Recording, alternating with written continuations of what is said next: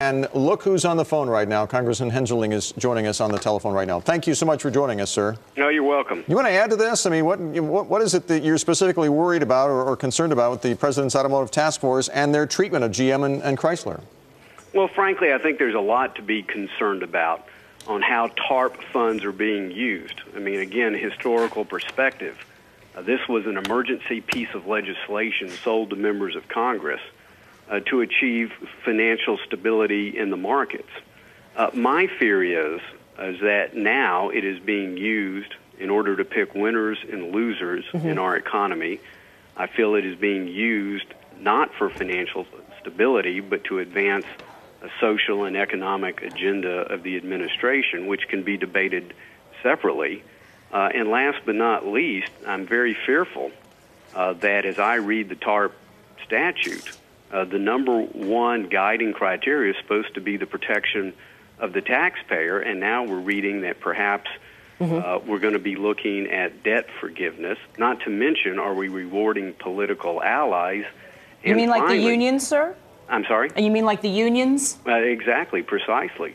I mean, you have similarly situated creditors, and at least in the GM deal, as I understand it, what's on the table today, and what would you like to have done? The bondholders would get 10 cents on the dollar. The UAW would get 50 cents on the dollar and 39% of the ownership. And specifically, what are you asking Treasury Secretary Geithner to do to give those bondholders more of a fair shake? Well, number one, I believe this should be resolved in a Chapter 11 bankruptcy without Uncle Sam using the carrot and stick of TARP funds to effectuate an outcome. Don't you think that's going to happen anyway? With the TARP statute, much less vilifying investors. We desperately need the voluntary capital of investors to get us out of this economic recession, as opposed to the involuntary capital of taxpayers. Don't you think Chapter 11 is inevitable anyway, sir? Well, I think it's inevitable, but is Uncle Sam going to have a prepackaged bankruptcy because they are the creditor of last resort, using TARP funds, again, for a purpose that I think that TARP was never intended to do? And are they going to use TARP funds? Is it that they are using these funds to reward political allies? Okay. I mean, how do you explain the UAW, who's a similarly situated creditor, coming out ahead of the game so much far in advance of the bondholders? UAW has actually a smaller stake than the bondholders, and yet gets 40% ownership of GM, 55% of Chrysler. You say in your letter, sir, simply put, the administration has overstepped its bounds, and by doing so will chase jobs and capital overseas. I'm not sure I've seen a more bluntly worded letter, and this happened since the Obama administration came in. Are you in danger of being ignored by being so direct and blunt on this? Well, it's a very serious subject. You can't have capitalism without capital. And I was just taken aback, again, when people are called speculators. There was a time in America's history we called them investors, and we celebrated the jobs and opportunity they brought to America.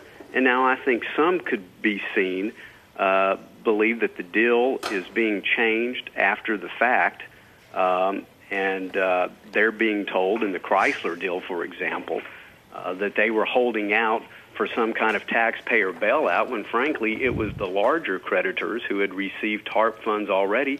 They were the ones who had received the taxpayer bailout, and once they were hooked on the TARP funds, of course, they were going to choose the government's view.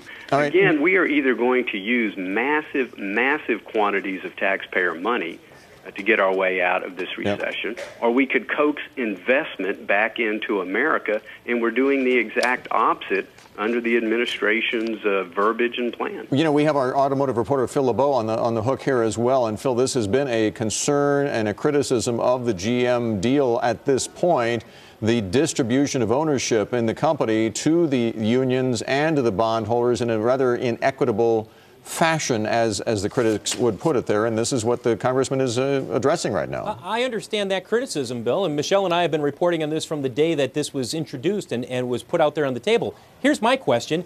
Congress is just now bringing this up as a concern. what, a week before or 4 or 5 days before the deadline? I mean, where was this concern back when the offer was made?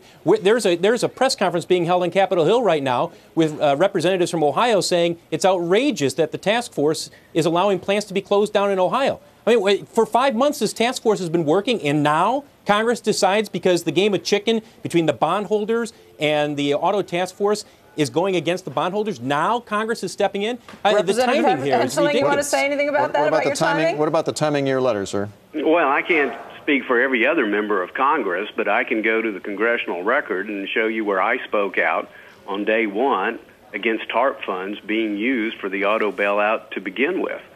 So I'm on the record, as are other members of Congress, saying we do not believe that's commensurate with the TARP statute, nor do we think it is good public policy, number one.